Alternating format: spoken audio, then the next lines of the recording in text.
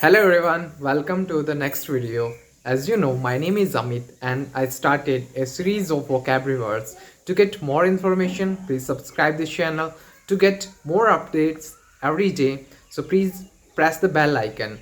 So today first word is condensed milk. What do you mean by condensed milk? The condensed milk meaning is Khoa. Do you know what's Khoa?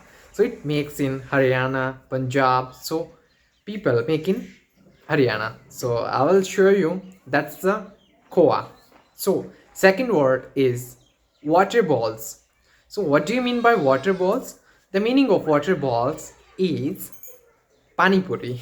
So thank you, thanks a lot, and have a good day. Please subscribe this channel to get more information.